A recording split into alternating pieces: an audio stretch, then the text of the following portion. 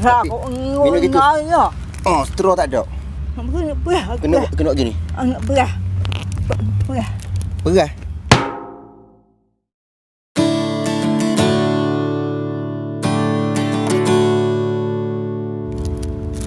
Mangnya.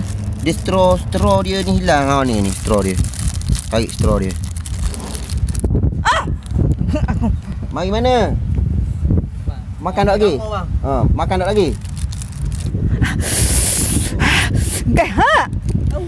Assalamualaikum warahmatullahi wabarakatuh. Hai, apa khabar kawan-kawan Facebook dan kawan YouTube Bong Raizu. Jadi pada petang ni saya bersama akak apa tak nama akak Ga dengan Brother Khairul. Brother Khairul ni seorang gelandangan yang tinggal di masjid bang. Tinggal kat bank tu. Dekat bank merata katanya kat bank. Dan akak ni pula saya tengok dia mundar-mandir. Ada salah satu kenderaan tu ada orang tu halau dia. Halau akak Ga dia halau marah je kah. Jadi saya panggil dia orang sini. Beri minat dengan apa ni, panggil sekali dengan Abang Khairul ni sebab dia nampak kejadian tu tadi. So hari ni saya nak berkongsi sedikit kisah dia orang. Makan banyak. Makan banyak? Bagi bang. Orang bagi. So Abang Khairul. Apa bagi bang? Abang? Okey, tak apalah. So Abang Khairul, Abang Khairul asal mana sebenarnya? Asal sini aku hantar. Makan agak kaki. Abang Khairul asal Kuantan lah. Banyak. Berapa pula sakit gigi? Tak aku. Makan gaja? Makan benda?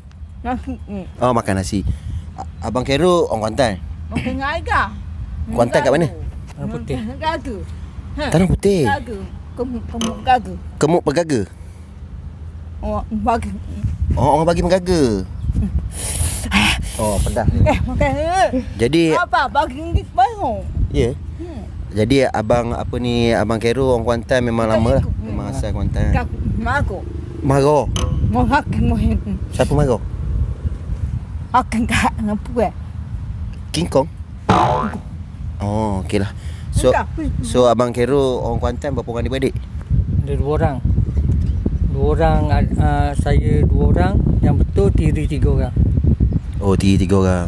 Sebelum ni Abang Khairul kerja mana? Sebelum ni kerja merata lah. Orang panggil kerja. Jadi yang Abang Khairul air panas? Air gas mana? Okey. Sejak bila Abang Khairul tidur, maksudnya jadi gelandangan ni? Dah lama. Main tahu lah. Lebih setahun. Lebih setahun. Kenapa kak? Rambut? Ikat rambut? Panjang. Rambut panjang. Dulu rambut saya panjang sampai sekat pinggang ni. Sini. Rambut. Nanti saya kuting lah. Kau mau ubat? Saya tak, bukan mak saya buat. Saya suruh bini saya nanti kuting. Kau ya? Dekat rumah. Kau. Bukan kakak, bini saya. Dia potong dengan pisah. Pisah siang ikan tu dia potong rambut saya nanti. Kamu. Okey, rambut putih. Apa ku? Beruk. Okey. Okey, ni kambing. Yelah. Apa ku? Panas, memang panas. Panas sungguh. Jadi Abang Khairul kering. Kamu panjang. Siapa rambut panjang? Kok Ga rambut panjang? Yelah. Jadi macam mana Abang Khairul kalau macam Abang Khairul makan pun semua? Apa ku? Orang bagi lah. Orang bagi? Apa? Kau ke mu. Yelah. Kadang-kadang kita nak buat, kita bayar. Kadang-kadang orang bagi. Bayar benda? Makanan semua. Yelah. Abang Khairul, Bong tanya ikhlas lah ya. Bong tanya ikhlas. Sebab apa yang, maksud saya, yang menyebabkan Abang Khairul buat keputusan jadi gelandangan ni? Tahu kadang-kadang mari dengan sendiri. Mari dengan sendiri. Tak dengan sendiri. Mana kalau ada kerja kita kerja, kalau tak ada kita duduk macam ni. Abang Khairul belum kahwin lagi kan? Belum. Kalau saya tengok daripada raut Abang Khairul dengan air mata, saya boleh faham yang Abang Khairul ni banyak masalah. Tapi benda yang boleh Abang Khairul kongsikan sedikit dengan saya, penyebab yang Abang Khairul boleh jadi macam ni lah, maksudnya jauh daripada cara orang lain. Masalahnya Kita lari daripada suasana dulu lah. Tu jadi macam ni. Suasana dulu tu maksud Abang Khairul macam mana? Suasana dulu nakal juga. Mana lari pada suasana nakal ni, nak pergi suasana macam ni, nak suasana elok ni, kita seorang. Kalau seorang jadi tempuh lah seorang. Abang Khairul nak lupakan kisah nakal tu, Abang Khairul buat keputusan jadi gelandangan macam ni. Macam ni lah. Kadang-kadang dia mari ke, mari ingat gitu lah, nak balik semula kat nakal.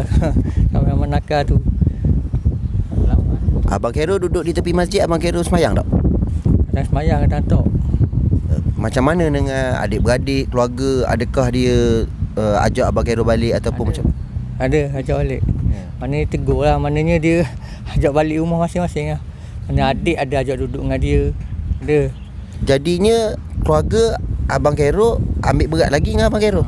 Dia masih lagi sayang Abang Khairul lah. Dia orang ada tanggungjawab lagi. Maksudnya ada perasaan dan ada rasa yang minta Abang Khairul balik rumah apa semua. Tapi Abang Khairul je yang tak nak kan. Pernah duduk dengan adik tapi tak lama. Jadi dia mari nak keluar juga, nak lepak macam ni.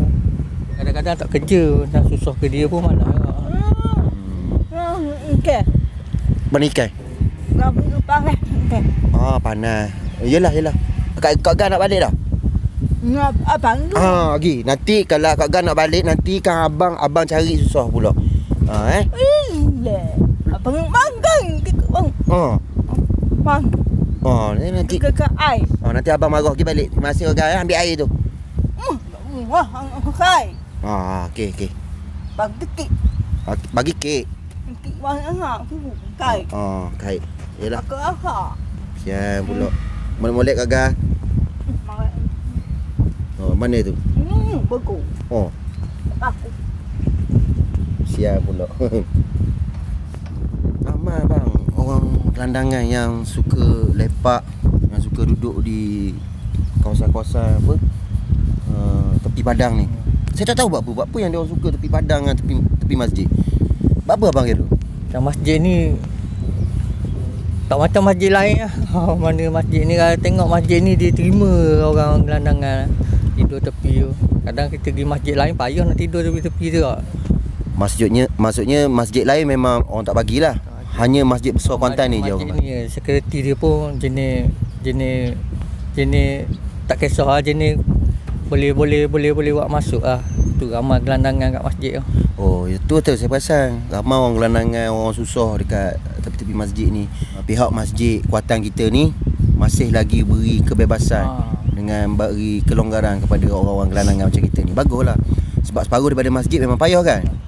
Kadang-kadang NGO mari dia orang tuju masjid. Betul. NGO Kuantan kita ni kan banyak sedekah, banyak bagi makan kan.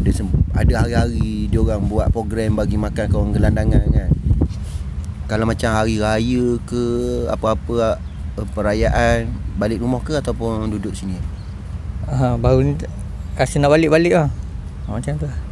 Ada tak perasaan rasa macam nak jadi normal balik ke, ataupun nak jadi orang macam seperti biasa kat luar sana yang ada kehidupan, lepas tu kerja, tak kisahlah kerja benda-benda. Ada kadang fikir-fikir baik-baik. Ada, memang ada lah fikir tu. Rasa nak apa, jadi, macam bro cakap tadi lah. Ada. Cuma sekarang ni Abang Khairul lah yang buat keputusan hidup untuk jadi macam ni kan. So orang lain, bukan keluarga, bukan orang sekeliling yang punya masalah kan. Cuma Abang Khairul je lah. Tapi Bong tak khabar yang Abang Khairul ni bermasalah. Mungkin Bong tak tahu apa yang ada dalam isi hati Abang Khairul kan. Sebab Abang Khairul yang laluinya kan.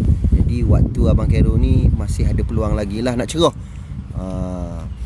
Tapi macam yang Bong cakap lah kat Abang Khairul, Bong simpati dengan orang-orang kita macam ni kan. Sebab kadang-kadang dia orang ni bukanlah kata tersisih, tapi kita nak tahu benda masalah dia orang kan. Cuma kita nak mendekati dia orang tu memang payah. Tak semua orang macam Abang Khairul. Adakah Abang Khairul ada pernah masalah dengan hubungan dengan perempuan, cinta ke? Pernah ada masalah ke macam mana? Tu dulu-dulu biasa lah orang. Ada lah dulu tapi tak ada lah sampai nak ambil pok sampai sekarang kerana dia kita nak bunuh diri apa tak ada lah. Sekarang jumpa kawan-kawan satu kampung ni ajak balik. Maknanya join balik lah maknanya. Kawan-kawan. Join balik tu join benda tu? Maknanya lepak dengan diorang pun tak mau tengok saya macam ni lah. Begitulah member satu kampung ni yang jumpa di bandar ni lah. Oh, maksudnya member yang satu kampung dengan Abang Khairul ajak abang balik lah. Balik kampung hari. Wah, macam tu lah. Buat benda sini. Yelah, ajak jadi molek lah maksudnya. Ya. Maksudnya macam Bon cakap tadi lah kan. Okey tu, keluarga ambil tahu, orang sekeliling pun ada juga ambil tahu, member-member pun ada juga ambil tahu. Tu kiranya saya pun dah macam dah ikut cakap ni dah. Ada pocik kiranya tu. Abang ni bertuah tau. Abang Khairul bertuah. Masih ada lagi orang-orang di keliling Abang Khairul yang mengambil berat dengan Abang Khairul. Hidup ni memanglah tak lama Abang Khairul. Tapi kalau Abang Khairul pilih jalan untuk jadi gelandangan ni yang terbaik untuk Abang Khairul, orang lain pun tak boleh nak paksa kan. Tapi kalau ada satu sinar datang dekat Abang Khairul, mungkin Tuhan nak suruh Abang Khairul berubah, tu kira bertuah lah tu. Kan? Mungkin Abang Khairul berpeluang untuk berubah lah kan. Saya sebenarnya suka masjid Kuantan ni, masjid besar Kuantan ni bukan apa, dia tak sama macam masjid-masjid lain. Masjid-masjid lain tu kadang-kadang kita nak tidur tepi tu pun kenalah. Duduk lama sikit kenalah, ada pandang gitu, ada pandang gini. Mana tak sama lah. Macam masjid ni, dia orang pula galak, mandi. Mana macam tu lah. Yelah, kadang-kadang saya ni sedar lah siapa saya ni lah. Kadang duduk dalam gelandangan ni, kadang orang keliling ni pandang kita ni pun kadang-kadang sebelah mata. Tengok atas bawah. Tu lah. Kadang sedih kok. Orang macam saya gelandangan bukannya jenis yang minta-minta lah. Kadang-kadang saya tengok pun dia orang, ada orang bagi ke dia orang. Tak ada lah nak pergi nak minta itu minta ni. Kadang-kadang orang yang bagi ke dia. Orang bagi ke dia, kadang-kadang kita ni rasa bersyukur, kadang kita berdoa juga untuk dia ni yang bagi kat kita ni. Saya ni, yelah saya sebenarnya yang pilih jalan gini. Itulah kepada anak-anak muda luar sana, nasihat saya, janganlah buat keputusan sesuka hati, nanti akan makan diri. Kalau ada masalah-masalah hidup, carilah Tuhan, jangan cari syaitan. Banyaklah terima kasih pada orang-orang yang memberi tu, orang yang baik hati, yang beri orang macam saya ni. Dari segi makanan, kewangan apa tak kira lah. Jadi terima kasih banyak lah. Saya pun malah nak fikir banyak lah. Saya tak kisah apa nak kata saya pun, nak marah saya ke, nak apa-apa ke, nak bising belakang depan saya, nak marah macam-macam kat saya tak kisah. Sebab saya tak nak musuh dengan orang. Assalamualaikum. Saya bernama Laila binti Ni, Bonda Laila. Nama gelaran saya Intan Baiduri Sakdo. Dan macam-macam bidang Bonda dapat mengetahui yang dilalui oleh Bonda. Kisah-kisah misteri dan kisah-kisah perubatan dan kisah-kisah jual jamu. Dan berlaku sendiri atas Bonda. Orang-orang macam di dunia ini yang banyak jadi meren, jadi gila tu sebenarnya bukan nanda gila. Dia terpilih. Subhanallah Ta'ala pilih dia. Watak dia macam ni. Sebenarnya dia orang yang sebenar. Tapi kita orang masyarakat ni dipandang hina orang macam ni. Sebenarnya dia gila tu bukan yang gila. Dia macam lakonan dia di alam sebelah. Orang yang ada amalan tinggi, dia boleh jadi gila, jadi mereng, jadi otak dia jadi tu. Sebenarnya dia tu lebih aris pada orang nyata. Lebih aris pada orang nyata, dan kebanyakan ilmu ni ada pada orang gila saja. Kenapa Bonda cakap macam tu? Sebab Bonda mengalami dengan hakikat Allah, dengan Subhanallah Ta'ala. Dan lagi pun Bonda boleh tembus pandang dan boleh melihat orang dan merenung orang, riak orang. Macam mana kedudukan orang tu. Kita ni ada ilmu pengetahuan daripada Allah Subhanahu Taala. Kita dilatih daripada Allah. Bukan yang kita buat-buat. Tapi orang macam ni, banyakkan orang hina, orang kaji. Tapi akhir kesudahannya dengan kita juga dia merodoknya. Bonda ni dianugerah oleh Allah untuk berubat orang. Orang sakit misteri, macam gangguan jin, macam apa barang-barang hilang. Tapi merata bonda dah berubat orang. Sebenarnya sakit misteri paling ramai berubat dengan bonda. Bonda boleh cabut, buang jin tu letak dalam botol dan bonda pukul gambar. Ada dia dalam botol. Tagak hantu pun boleh. Bonda boleh. Penyakit yang bonda ubatkan, orang dah kena santau ataupun orang digangguan jin, bonda dah berubat, alhamdulillah. Semua dah jadi orang semua. Yang telanjang, yang apa semua dah jadi orang. Yang diganggu oleh bunian, katanya kahwin dengan orang bunian, tapi dia tak tahu. Itu yang dia jadi stres. Apabila dia stres dah jadi tak betul. Mula-mula bonda dapat ilmu ni, bonda sakit dulu, bonda lumpuh, bonda tak kena angin ahmad, dan roh bonda ni dibawa oleh alam bunian, di alam gaib, tapi disampaikan di Mekah. Bonda duduk di Mekah, dan bonda di Mekah, bonda jadi Ratu Puteri di Mekah. Nama bonda Siti Khalijah. Tapi itu dulu. Tapi sekarang ni dia masih ada dengan saya. Tapi saya tak adalah macam nak nundukkan diri saya, nak apa. Ni saya bercerita atas pengalaman diri saya. Saya berubat orang ni, alhamdulillah, kun fayakun. Orang tak boleh buat, bonda boleh buat. Bonda boleh tarik apa daripada atas sampai ke jari kaki, ibu jari. Apabila tu bonda boleh pandang jauh, bonda boleh tembus pandang. Macam kehidupan bonda ni, bonda macam persendirian, tak berkongsi dengan siapa-siapa. Hanya Allah saja yang tahu. Dengan nama Allah, sesiapa yang memerlukan perubatan atas dirinya, sila hubungi bonda. Bonda sentiasa boleh berubat. Apa sakit misteri sekalipun, sakit apa, insya-Allah. Ini cuma anugerah daripada Allah. Selagi ada bonda duduk di dunia ni, datanglah cuba berubat dengan bonda. Bonda duduk di Dungun, di Batu Tujuh, Jalan Paka Dungun, depan Sekolah Teknik Dungun. Bonda buat ni dengan nama Allah, dengan kerana Allah. Bonda tugas bonda untuk perubatan orang. Bonda bercipung ni dalam masa 13 tahun. Bonda berumur di Kuala Terengganu, di Melaka, di Johor, di Brunei, di Sabah, selalu orang datang ambil. Orang yang berumah tangga banyak bergaduh, banyak berselisih faham, dan kadang-kadang ambil tangkai untuk suami sayang, dan ambil ini untuk isteri sayang.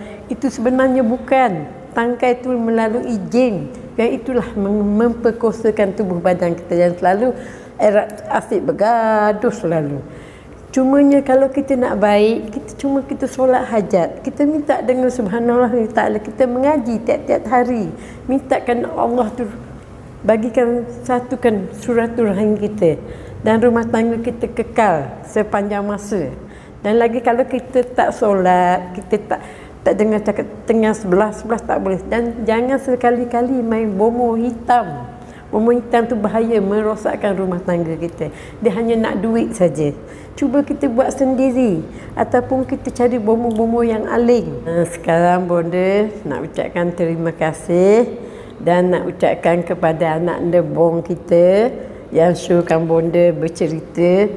Sekiranya kalau ada terkasar bahasa dan silap, harap dimaafkan. Sembah bonda harap dimaafkan. Sekiannya, Assalamualaikum warahmatullahi wabarakatuh.